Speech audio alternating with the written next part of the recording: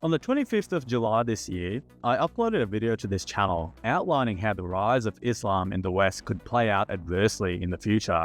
I especially highlighted the UK and the data that led me to believe this. Only 4 days later, the tragic incident in Southport occurred, and a few days later, the UK erupted in riots and protests, with British citizens angered at what they perceived to be unfettered immigration and a two-tier justice system. To somebody like me, however, this wasn't surprising whatsoever. It was a tinderbox waiting to ignite, and the warning signs had been clear for years, if not decades, to anyone paying attention. And if you weren't paying attention or simply weren't aware, let me paint you a quick picture.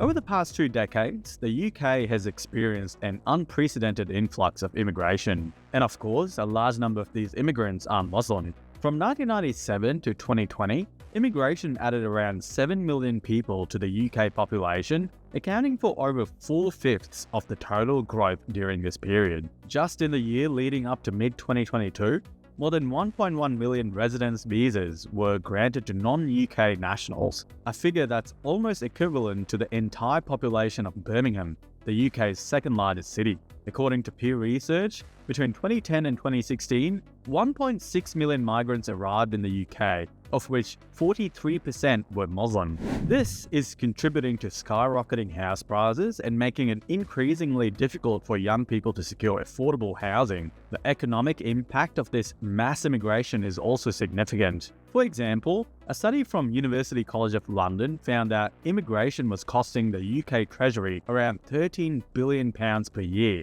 with non-EU immigration, currently the fastest growing segment, being the most costly. Public sentiment reflects growing frustration. Polls consistently show that around 6 in 10 people believe immigration should be reduced, and nearly 80% feel that the government is handling the issue poorly. Despite repeated promises to control immigration, governments have failed to deliver, leading to a significant credibility gap and increasing public disillusionment. In fact, 3 years after Brexit, net migration to the UK hit an all-time high at 606,000 people. Ironically, the vast majority of this was from non-EU countries. In 2022, only 11% of the population believed that the government was managing immigration effectively.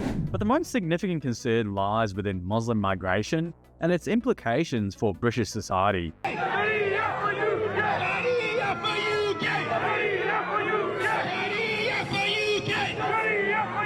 When the Southport incident started making the news, I think many, including myself, listening around the world had one thought. This was probably related to Islamic terror. I say this as an ex-Muslim who understands the religion quite well, having been born into it. Over the past 2 decades, we've witnessed even worse incidents in the UK, from the July 7 London bombings to the London Bridge attack, all perpetrated by followers of one religion. Is it then such a wild conclusion that many came to? Britain's Muslim population simply hasn't integrated, and this raises the concern of the broader cultural, political and social influence that Islam is exerting within the UK. Former Home Secretary Suella Braverman stated that the Islamists, the extremists, and the anti-Semites are in charge now. She continued to assert that they had bullied the Labour Party, institutions, and now the entire country into submission. But they haven't been able to bully me just yet. So, if you're enjoying this video so far, show your support by hitting that subscribe button and giving the video a thumbs up. It goes a long way towards helping a smaller channel like mine. Moving on, this wasn't just political rhetoric. The tragic incident involving Sir David Amess in 2021 by a Muslim who openly declared his act was in the name of his religion was a stark reminder of this growing influence. Unfortunately, this wasn't an isolated incident. MPs like Stephen Timms and Mike Freer have also faced violent attacks motivated by Islamic extremism. After debates on Gaza, an MP confessed to weighing his own physical safety before deciding how to vote. This is a clear indication that Islam is influencing British politics, not through peaceful means, but through fear and intimidation. Let's look at the numbers. At the last census in 2021, there were 3.9 million Muslims in the UK, making up 6.5% of the population. This rapid growth is largely due to immigration, with the Muslim population increasing by 44% from 2011 to 2021. Pew Research predicts that by 2050, almost 20% of the UK population will be Muslim. So, 1 in 5 Brits, essentially. In 2015, 8.1% of all school-aged children were already Muslim, and the name Muhammad has been the top boy's name for babies in Britain for 6 years running. So, what does this mean for integration? According to the Policy Exchange survey, 43% of British Muslims supported the introduction of Sharia law. Even more concerning, 16% strongly supported it. Among younger Muslims, 35% of those aged 18 to 24 expressed support for aspects of Sharia, while nearly half of Muslims over the age of 55 supported some provisions of Sharia. It doesn't stop there. 53% of British Muslims preferred to send their children to schools with strong Muslim values, and 44% believe schools should enforce the wearing of the hijab or niqab in uniforms. What's even more telling is that just over half of British Muslims said they wanted to fully integrate into British society, while 37% preferred partial integration, maintaining separation in areas such as schooling and laws. A small but concerning minority, 7%, expressed a desire for a separate Islamic life, with 1% wanting fully separate Islamic areas governed by Sharia law. These statistics suggest that a significant portion of the British Muslim population is creating parallel societies rather than integrating into the broader British culture. Very simple. No integration, no multiculturalism, no diversity, no tolerance. I got my own deen, you got your own deen. You got your democracy, we got our own Sharia. You got your own free mixing, we got our own nikah. Own cheating within the marketplace, your own credit cards. We got our own economic system. We got our own foreign policy. We got our own deen. And when we dive deeper, the concerns grow. The ICM survey found that 7% of British Muslims support the objective of creating an Islamic state, and 3% even endorse the violent methods used by groups like to establish a caliphate. While these percentages may seem small, they translate to tens of thousands of individuals within the nearly 4 million strong Muslim population. This lack of integration and the rise of radical views have real-world consequences. The Casey review highlighted the increasing concentration of Muslims in urban areas, leading to segregated communities where many Muslims have little interaction with people from other backgrounds. In some areas such as Bradford, Luton and Birmingham, the Muslim population exceeds 30%, fostering environments where extremist ideologies can take root. And then there's the cultural influence, from the widespread availability of halal meat,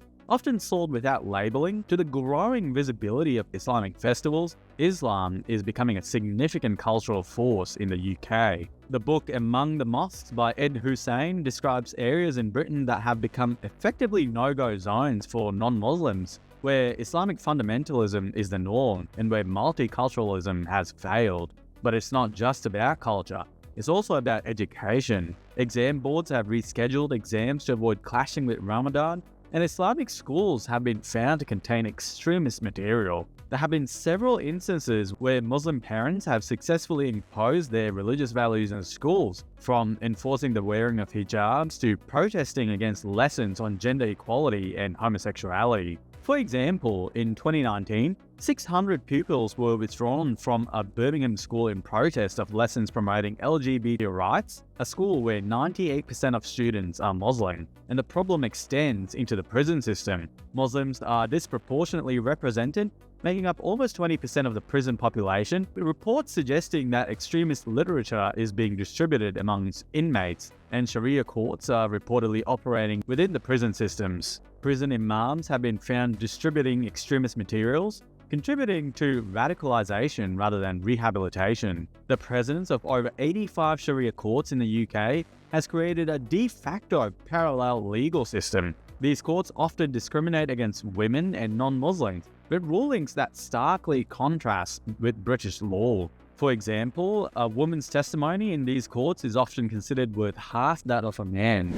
And what about the security threat? British intelligence services have identified approximately 43,000 individuals who pose a potential terrorism threat, 90% of whom are Muslim. Monitoring all these individuals is practically impossible, given the resources available to MI5. The government's 2023 counter-terrorism report highlighted that Islamist terrorism accounts for around 67% of attacks since 2018 and comprises 75% of MI5's caseload. Look, I don't for a second believe Islam is compatible with Western values, at least at a fundamental level. If you don't believe me, take a look at Muslim majority countries all over the world. From free speech, freedom of religion, women's rights, gay rights, and education, they lagged far behind. The UK is definitely at a crossroads here. Their Conservative government couldn't find a solution and allowed a Labour landslide in the last election. What that means was an almost definite alliance between Islamists and the left, a phenomenon that has been seen all the way back to the Iranian Revolution.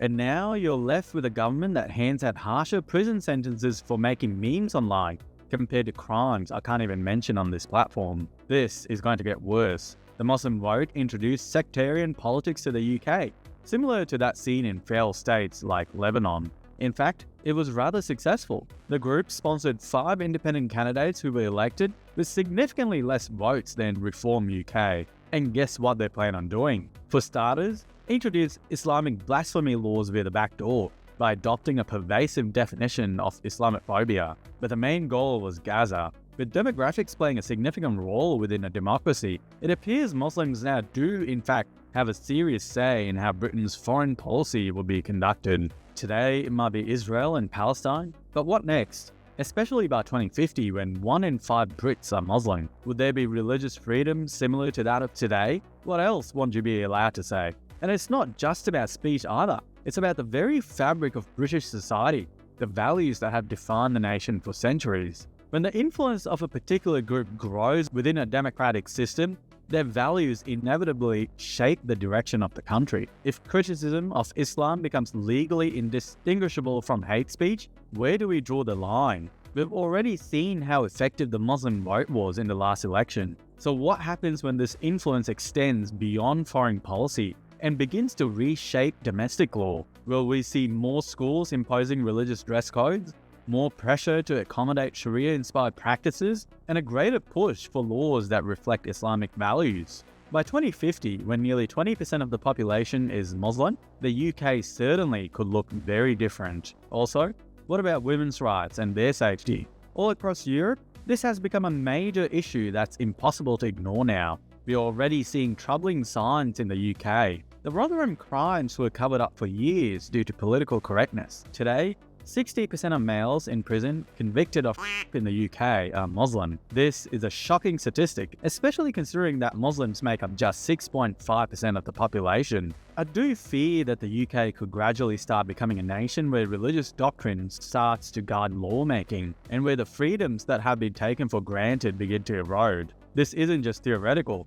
We're already seeing signs of the shift. Look at the influence Islamic organizations have had on local politics, on educational institutions, and on public discourse. MPs are scared to vote on foreign policy due to fear of violence against them. The pressure to conform to certain religious standards is growing, and it's happening in subtle, often unnoticed ways. So the question is, where does this end? At what point does the UK stop being the UK as we know it? How much are you willing to compromise in the name of tolerance and multiculturalism? Because this has in fact happened historically many times before. Take Lebanon for instance. Just a century ago, Christians made up over 80% of the population. Today, there are less than 40%, and the country is deeply divided along sectarian lines, leading to political instability and the rise of groups like Hezbollah. Or look at Turkey, once the heart of the Christian Byzantine Empire. After the fall of Constantinople in 1453, the region gradually Islamized. Today, less than 0.2% of Turkey's population is Christian, a dramatic transformation of the nation's religious landscape. If these historical precedents teach us anything, it's that the UK is at a critical juncture, and I'm not entirely sure if the UK's mainstream politicians see an issue. The Tories nor Labour appear to have a problem. In fact, many of their supporters don't appear to even understand what British values are. Some don't even think there is such a thing as British culture or heritage. Others are so ashamed of their colonial past that this to them feels like making things right. Rome's downfall also didn't happen overnight. It was a gradual process. And one of the key factors was the influx of people who did not share the values and culture that had made Rome strong. The empire began to rely heavily on foreign mercenaries, people who had little loyalty to Rome and who often held different beliefs and values. Over time, these cultural and societal differences eroded the unity of the empire leading to internal strife, weakened defenses, and eventually its collapse. I don't believe every Muslim in the UK is a bad person. I believe many are good, despite their undeniably awful religion. The UK needs to better integrate these communities. They also need to limit the number of people they take in that don't necessarily share the same values. The challenges facing the UK today are undeniable, but they are not insurmountable. History has shown that great nations rise and fall, but what determines their fate is the strength of their convictions and the courage to defend their values. Remember, this is the same nation that stood alone against the darkness of tyranny in World War II when all seemed lost. It was the courage, resilience, and the unyielding spirit of the British people that turned the tide in one of the darkest hours of human history. That same spirit lives on today. The UK has a proud history of resilience, innovation, and leadership. The very principles that built the nation, freedom, democracy, equality, are the same principles that can guide it through the challenges of today. But these values aren't just given. They must be upheld and protected by each generation. The question is, will you choose to uphold the ideals that have made this nation great, or will you allow them to be eroded in the name of tolerance that forgets its own limits? The path forward requires wisdom, courage, and a commitment to telling the truth. It means standing up for what's right, even when it's difficult, and ensuring that the freedoms you cherish are preserved for all who call the UK home. The future of the UK is not set in stone. It is in your hands. If you enjoyed watching the video, please remember to hit that like button, subscribe, and comment your thoughts down below. And as always, thank you for watching, and I'll see you in the next one.